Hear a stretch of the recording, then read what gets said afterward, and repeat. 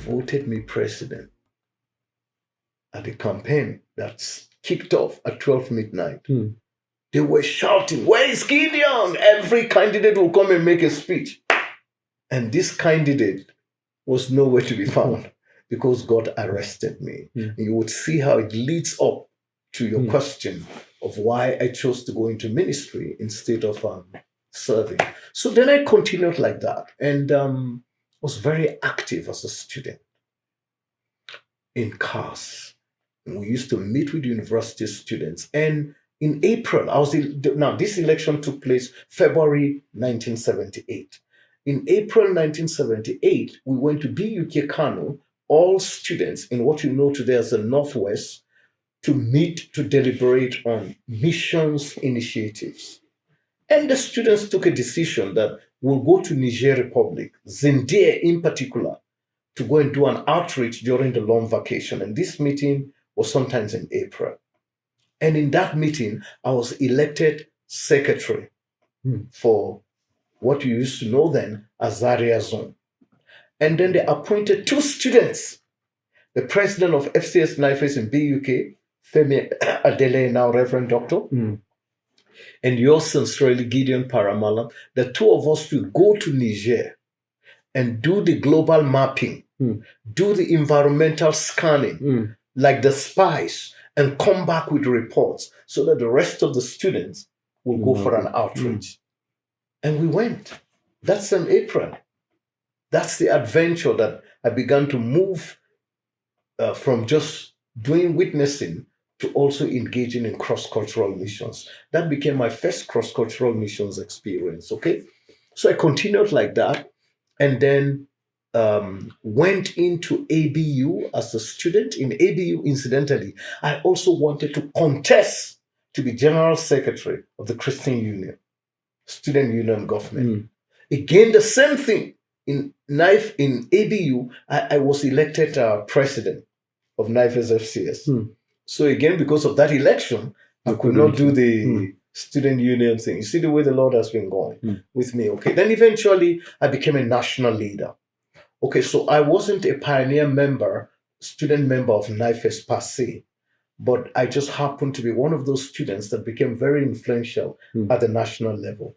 That's because I got elected in UI as the national vice chairman of NIFES. And so right from my days on campus, I began to travel all over Nigeria to promote the vision of NIFES, which centers around missions and evangelism and leadership development and the rest of it. And we took missions very serious. So while in ABU, something happened to me.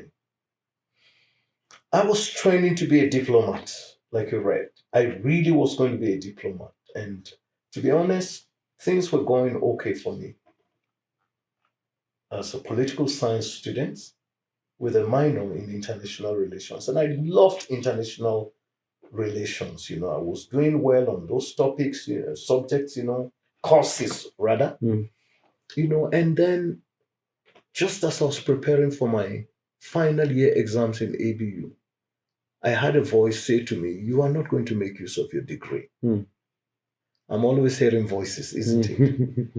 And it's like, what's this? But then I lost interest in marriage. I lost interest in my studies. 2 things, isn't it?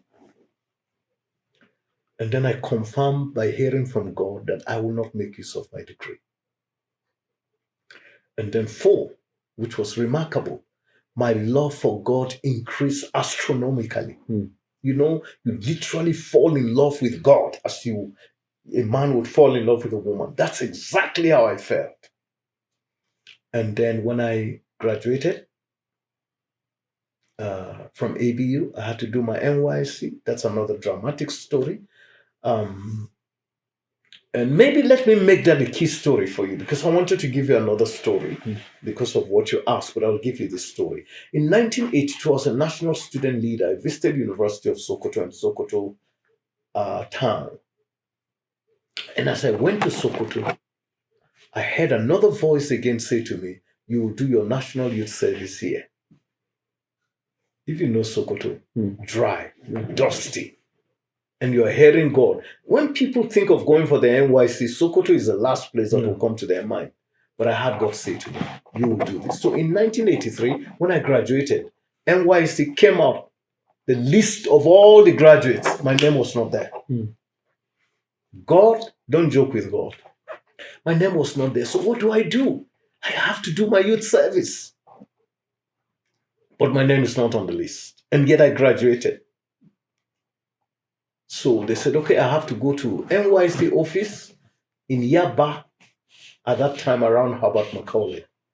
So I got a plane ticket to fly to Lagos from Kaduna. Imagine in those days, my plane ticket, I can still remember, 19 naira. I didn't say 19,000, 19 naira. So I flew to the NYC office in Yaba, Lagos, and they looked at it and they checked and they discovered that the computer omitted my name. That's the second time it would happen to me. And so, okay, they had a policy. If they did this to you, it's their fault. So they will ask you to choose where you will do your youth service. So the officer said to me, well, it's our fault. It's not yours. So what you get is that you choose anywhere you want to serve in this country. We will post you there. Honestly, I went there not thinking of Sokoto. But guess what? The Lord reminded me Sokoto. So I told them Sokoto.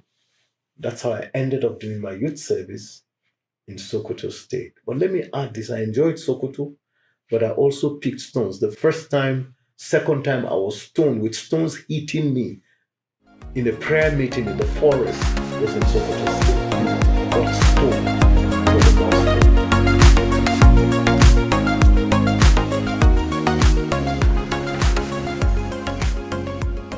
So thank you, sir, for that detailed insight about your early beginnings in ministry and how God steered you into serving Him.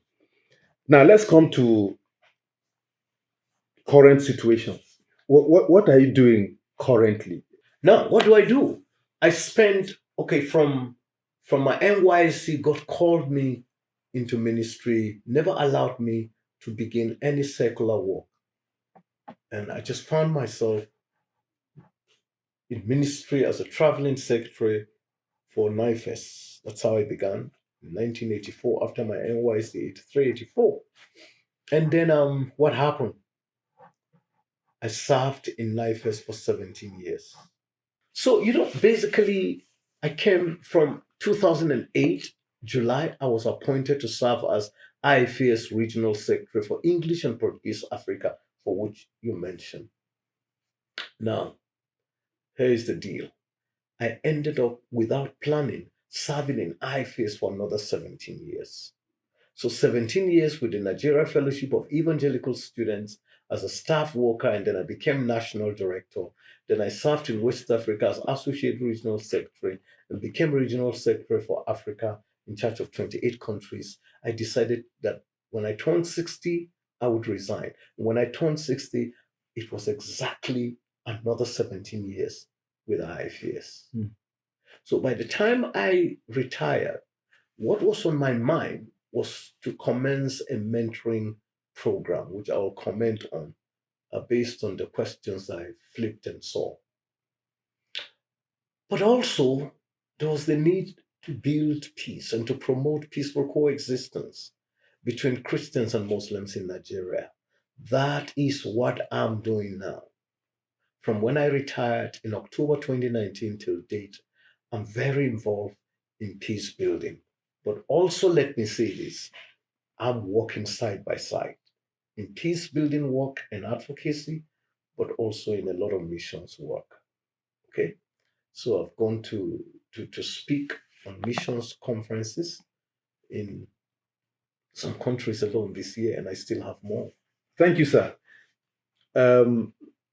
You're somebody who is widely traveled, and from the things that you shared with us, you engage with people from different spheres of life with different ideological persuasions. And you also mentioned the fact that everywhere you go to, one of the first things you want people to know is that you're a missionary. you are a minister of the gospel. You're somebody who lives by the values and the kingdom and the principles of the kingdom of God. So when you interact with these people, how do you get them to see things from your worldview, from your perspective? How do you engage with them so that you can help them to also appreciate the love of God for them and the plans of God for their lives, in spite of their own ideological persuasion? Good question. All the other questions are excellent. But why I basically commended this question is about testimony. And we should be Christians not just by name. We should be Christians not just by titles. We should be Christians not just by job. We should be Christians because we live the life of Christ, the author, the originator of Christianity.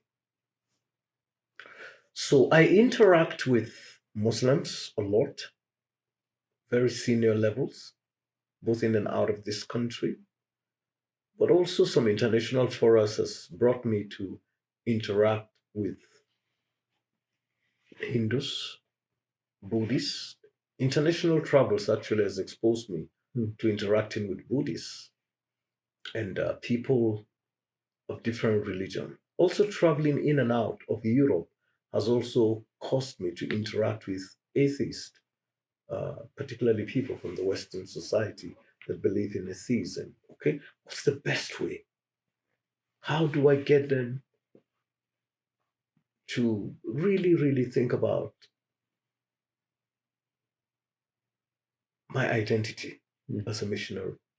Because some people tend to be ashamed of their identity to identify as missionaries. They think it's downtrodden, but unfortunately, it's been different for me. In the plane, I know I was flying between Abuja and the UK. I had somebody who is, I don't think he's Nigerian, but we sat together and we got talking, and I discovered that he's a Muslim. But we talked at length, and we got to discover that I'm a Christian. And we talked on the need. Living for God is more important than speaking for God. We did that. So one of the things I found most helpful is by incarnating the life of Christ, living the life of Christ. A Hindu will recognize an act that is godly in your life when you do it. A Muslim will do the same. I met a very influential Sri Lankan journalist in Oxford recently. I do a guided research program at the Oxford Center for Mission Studies. And this guy does fellowships at very high academic acclaimed university. And he came to do something at the University of Oxford. And then we got talking and he picked lots of interest and we exchanged numbers and we're in touch. And one of the things that attracted him to talking with me is just my life as he saw it. I've met some Japanese who are into Shintoism, also in the same Oxford, but believe it or not, when they get to know that I'm Christian, they interact with me. I know one Chinese came to Oxford probably for postdoctoral studies, but we're in touch. We exchanged numbers. He's back to Japan. We're in touch. I met a Chinese young lady, very brilliant PhD student who graduated. She's worked in Japan and now working in Oxford University. And we are together and we talk. And this very healthy conversation. What was the magnetic attraction? The way you live your Christian life. People could see that there's something unique about you. And they draw close. And in fact, there's a young Swedish lady with back roots in Iraq. She jokingly calls me grandfather because I wear my long jalabia and go for breakfast, and so one day she just looked at me and smiled and said, I said, why are you smiling? She said, you remind me of my grandfather. And I'm, me? Have I become so old that I look like a grandfather, And then from then she started calling me grandfather. So sometimes some of the students we interact together when I visit, they call me grandfather, okay? But this lady, honestly, one thing I love about her is that she's very open to different to different worldviews. So we discuss very clearly with her matters of the Christian faith. She'd actually explore the Alpha program while in the UK. So you need to see our communication. You would almost think that she's a Christian. Maybe she is secretly, but at least openly, she's not. But again, without living the life, you can't. It's the life that attracts magnetically, as I say.